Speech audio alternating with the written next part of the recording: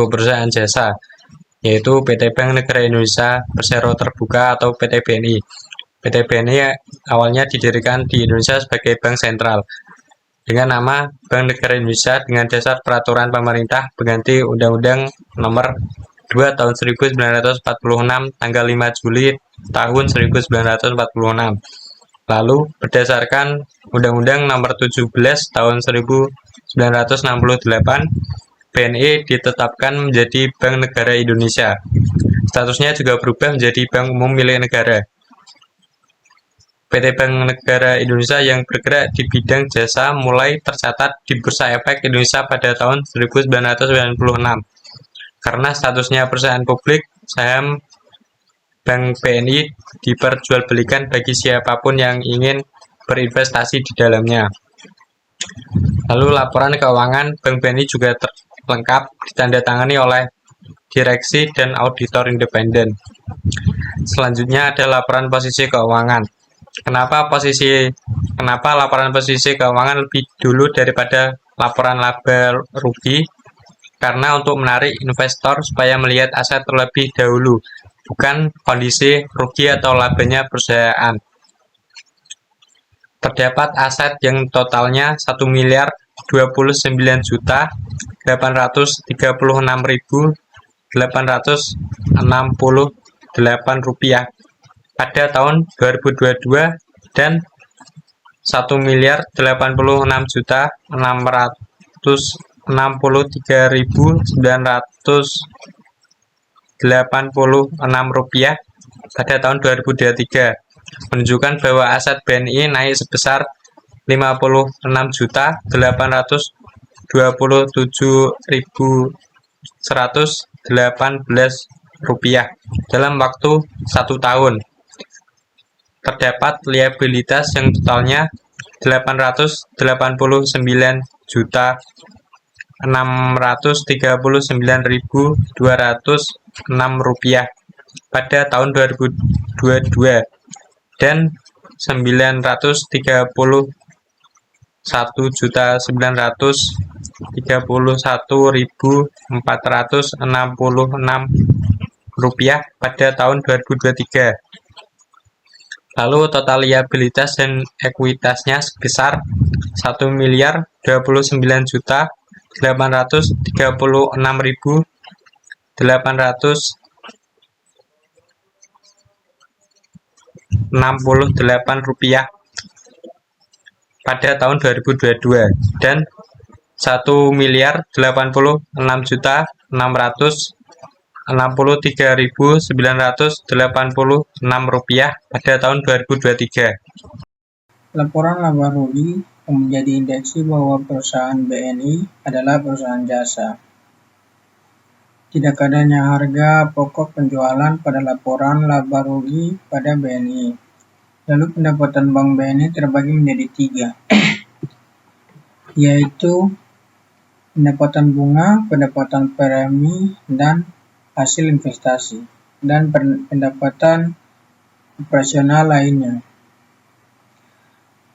Laba bersih yang diambil dari pendapatan dikurangi beban senilai 18.481.780 rupiah untuk tahun 2022 dan 21.106.022 rupiah untuk tahun 2023.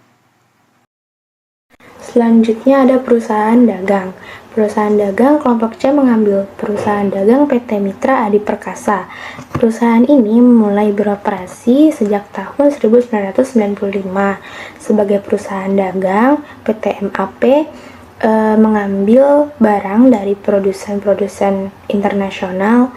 Contohnya itu ada Zara, Pull&Bear, Coach, Tiffany & Co, Nike, Adidas, Starbucks, dan lain-lain untuk didistribusikan ke konsumen melalui toko fisik atau platform e-commerce. Selanjutnya ada laporan posisi keuangan. Terdapat aset lancar dan juga aset tidak lancar yang totalnya untuk tahun 2022 senilai Rp21.012.616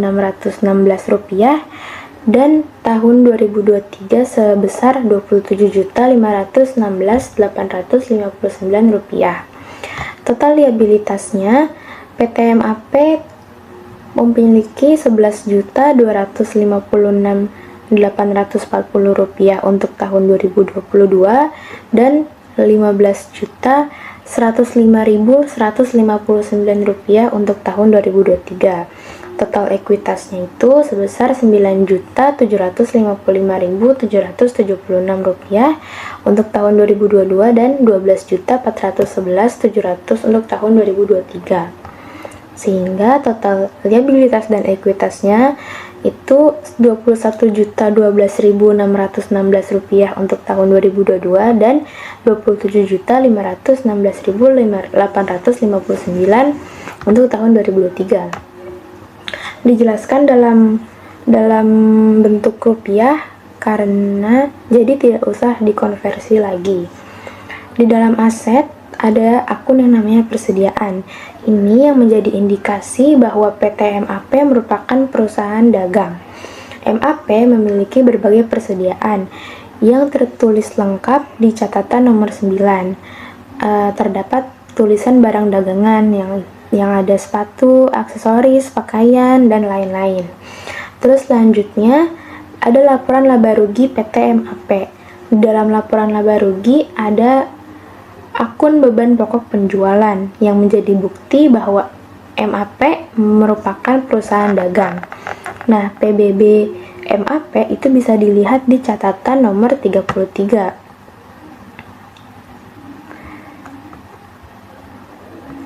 Nah, di sini terdapat beban pokok penjualan yaitu barang dagangan dan lain-lain. Di situ ada tahapan-tahapan untuk menghitung BPP PT MAP yang totalnya itu pada tahun 2022 sebesar 14.700.032 dan untuk 2023 sebesar 17.955.109 rupiah.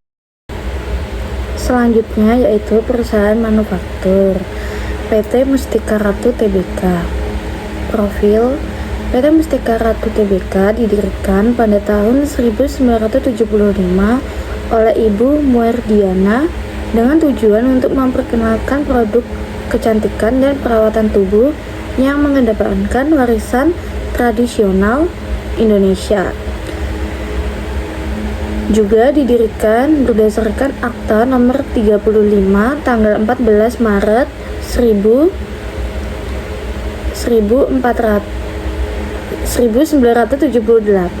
oleh Notaris GHS Loemban Tobing SH.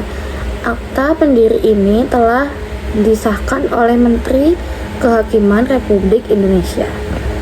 Selanjutnya terdapat laporan posisi keuangan, di mana pada aset terdapat akun persediaan yang kita bisa lihat di sini di catatan nomor 8. Di sini juga dilengkapi ada bahan baku, barang setengah jadi dan juga barang jadi.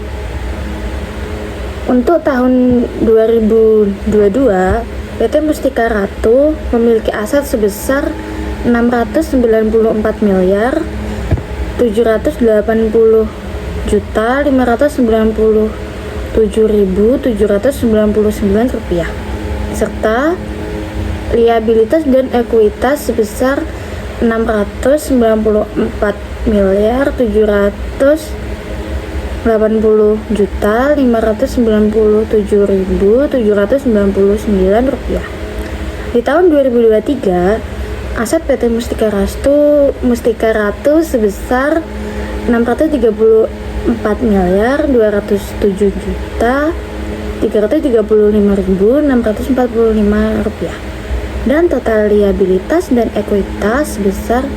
Rp634.207.335.645 Rp19.645. Selanjutnya ada laporan laba rugi, di mana terdapat akun beban pokok penjualan yang kita bisa lihat di sini pada catatan nomor 27. Di nomor 27 ini tertulis lengkap penghitungan BPP dan total BPP. Total BPP sebesar 144.315.695 rupiah untuk tahun 2022 dan 128.315.542.139 untuk tahun 2023. Perbedaan laporan laba rugi dari perusahaan jasa, perusahaan dagang, serta perusahaan manufaktur. Yang pertama, perusahaan jasa, pendapatan utamanya dari aktivitas pelayanan. Tidak ada beban pokok penjualan karena perusahaan jasa tidak menjual barang dagangan, serta beban usaha terkait yaitu penyediaan jasa, seperti gaji karyawan, sewa kantor, atau biaya listrik. Perusahaan dagang, pendapatan utama dari perusahaan dagang yaitu dari penjualan barang dagangan. Beban pokok penjualannya yaitu persediaan awal ditambah pembelian bersih dikurangi persediaan akhir, serta beban usahanya dibagi menjadi beban penjualan dan beban administrasi. Perusahaan manufaktur, pendapatan utamanya dari penjualan barang jadi yang dihasilkan. Beban pokok penjualannya mencakup biaya produksi, biaya bahan baku, biaya tenaga kerja langsung, serta biaya overhead pabrik. Beban pokok penjualannya yaitu barang dalam proses awal ditambah total biaya produksi dikurangi barang dalam proses akhir. Beban usahanya dibagi menjadi beban penjualan dan beban administrasi. Perusahaan jasa tidak memiliki persediaan dagang, tidak ada komponen persediaan karena tidak menjual barang. Aset tetap bisa mengganggu peralatan yang digunakan untuk memberikan layanan seperti komputer atau furnitur. Lalu perusahaan dagang, aset lancar persediaan barang dagang. Aset tetap biasanya lebih sederhana dibandingkan manufaktur seperti gedung atau kendaraan untuk operasional. Lalu perusahaan manufaktur, aset lancar persediaan bahan baku, barang dalam proses, dan barang jadi. Aset tetap lebih banyak dibandingkan perusahaan dagang atau jasa karena memuat proses produksi.